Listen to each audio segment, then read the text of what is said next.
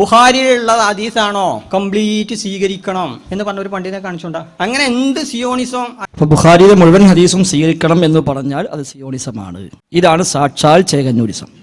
ബുഖാരിയിലുള്ള ഹദീസ് മുഴുവൻ സ്വീകരിക്കണമെന്ന് പറഞ്ഞാൽ അല്ലാത്തവനൊക്കെ ഹദീസ് നിഷേധിയാണെന്ന് പറഞ്ഞാൽ എന്തിനാണ് ആ പറഞ്ഞതെന്ന് ആദ്യം നോക്കും. സ്വീകരിച്ചേ പറ്റൂ എന്ന് പറഞ്ഞപ്പോൾ ഞങ്ങൾ ആദ്യം ഇബ്നു ബാസിന്റെ ഒക്കെ ഇട്ടെടുത്തു. ഇബ്നു ബാസിനെ പോലുള്ള പണ്ഡിതന്മാർ അല്ലെങ്കിൽ വേറെ ചില പണ്ഡിതന്മാരൊക്കെ അതിനെ നിരൂപിച്ചതും സനദോടുകൂടി വന്ന ഹദീസുകളൊക്കെ നിരൂപിച്ചൊക്കെ ഇട്ടുകൊടുത്തു. നമ്മൾ മാറിന്ന് ഗതി മുട്ടിയ സമയത്ത് ചില സമയത്ത് ബുഖാരിയിലെ ചില ഹദീസുകൾ വായിച്ചു കേൾപ്പിച്ചു. ഇഹ്റാമിൽ പ്രവേശിച്ച നബി, മുഹ്രിമായ നബി വിവാഹം കഴിച്ചു എന്ന് ബുഖാരിയിൽ ബാബുണ്ട്. അങ്ങനെ എന്തിനോ ബുഖാരിയിൽ വന്ന് മുസ്ലിമിൽ തപ്പി നബിയെ എവിടെന്നാണ് ആ കല്യാണം കഴിഞ്ഞത് എന്ന് കൃത്യമായിട്ടുണ്ട്, സ്ഥലമുണ്ട്, ബാന്റെ പേരുണ്ട്. അങ്ങനെയൊന്നും നടന്നിട്ടില്ല.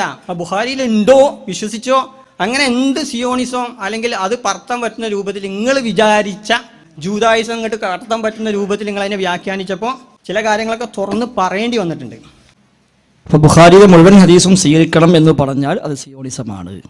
ഇതാണ് സാക്ഷാൽ ചേകന്നൂരിസം. രക്ഷപ്പെടണം, ഇപ്പോൾ രക്ഷപ്പെട്ടോളി. മർക്കസ് ഒരുപാട് സാധാരണക്കാർ ഇപ്പോൾ കേൾക്കുന്നുണ്ടാവും. അവരോട് പറയാ, നിങ്ങളെ കുറച്ച് ആൾക്കാർ എന്തോ ആവശ്യത്തിന് വേണ്ടി ഞങ്ങളെ പഴയ പോയി കേട്ടിട്ടുണ്ട് CD-യിൽ. ഓരോടും പറയാണ്, ഇപ്പോഴെങ്കിലും തിരിച്ചറിഞ്ഞാൽ രക്ഷപ്പെടാം. കാരണം ബുഖാരിയെ മുഴുവൻ ഹദീസും സ്വീകരിക്കാമെന്ന് അൽമനാർ എന്നാണ് എഴുതിയത്. ഇത് അംഗീകരിക്കുന്നുണ്ടോ എന്നാ ചോദ്യം. അംഗീകരിക്കുന്നുണ്ട് എന്ന് അംഗീകരിക്കുന്നില്ല, ഉണ്ടില്ല എന്ന് പറഞ്ഞാൽ മറുപടി. അപ്പൊ ഇത് അംഗീകരിച്ച സിയോണിസമാണ് ഇപ്പോൾ പറയും ചെയ്തു. ആ സിയോണിസമാണ് ചേകന്നൂർ ഇവിടെ ആദ്യം പറഞ്ഞത്. അതാണ് നിങ്ങളുടെയും ഗതി എന്ന് ആവർത്തിക്കുകയാണ്. നമ്മൾ പറഞ്ഞതിനൊന്നും ചോദിച്ചൊന്നും ഇനിയിപ്പോൾ എന്താ നിക്കാഹുൽ മുഹരിം അവിടെ ഉണ്ടോ? ഫതുഹുൽ ബാരിയും സഹീഹ് മുസ്ലിമും നന്നായിട്ട് വായിച്ചാൽ തന്നെ ആ ഹദീസ് ഒരു കുഴപ്പമില്ലാന്നും ശരിയായ വ്യാഖ്യാനം എന്താ കിട്ടും. അതൊക്കെ പോട്ടെ, നബിതങ്ങൾ ഇഹ്റാം വിവാഹം കഴിച്ചു എന്നൊരു ഹദീസ് സ്ഥിരപ്പെട്ട് വന്നാൽ നമ്മൾ എന്താ ചെയ്യേണ്ടത്? നബിക്ക് അല്ലാഹ് ഹലാലാക്കി കൊടുത്തു പറഞ്ഞ പോലെ നബിക്ക് അത് ഹലാലാക്കി കൊടുത്തു. 4 വിവാഹം കഴിക്കാൻ പാടില്ല നബി നമ്മോട് പറഞ്ഞത്. നിങ്ങൾ പറയോ നബി ആകെ 3 കെട്ടിയുള്ളൂ കേട്ടോ, വത്തി പറഞ്ഞാൽ പ്രശ്നമാണ് എന്ന് പറയേണ്ടിങ്ങനെ പോയാൽ നബിക്ക് അത് അനുവദിച്ചു കൊടുത്തു എന്നതേ ഉള്ളൂ. അപ്പൊ നബി ഇഹ്റാം വിവാഹം കഴിച്ചു എന്ന് വന്നാൽ പോലും നബിതങ്ങൾക്ക് അത് ഹലാലായിരുന്നു. ആ സമയത്ത് അള്ളാഹ് അനുവദിച്ചു കൊടുത്തു. അതാ മൈമൂന ബീവി ഞാൻ കിട്ടില്ലേ. മൈമൂന ബീവി പറയുന്നു,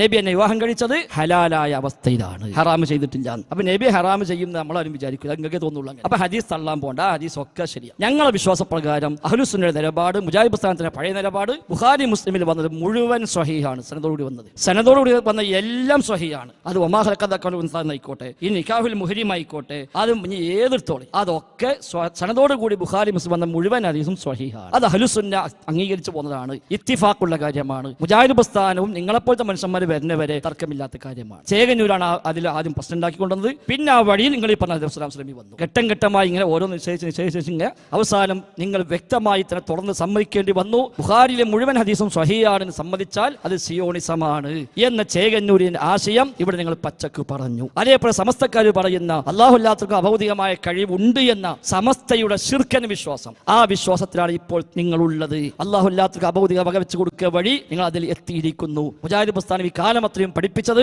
അഭൗതികമായ കഴിവ് അല്ലാഹു തആലക്ക് മാത്രമേ ഉള്ളൂവെന്നാണ്. ഒരു സാഹിറിനുമില്ല, ഒരു മസ്ഹൂറിനുമില്ല, ഒരു ജിന്നിൽ സഹായിക്കുന്ന സിഹിറിൽ സഹായിക്കുന്ന ശൈത്താനുമില്ല. അവൻ പൂജിച്ചാലും പ്രാർത്ഥിച്ചാലും ഒന്നും അഭൗതികമായി നിനക്ക് ഇടപെടുക ഇല്ല, അഭൗതികമായി സഹായിക്കുകയില്ല.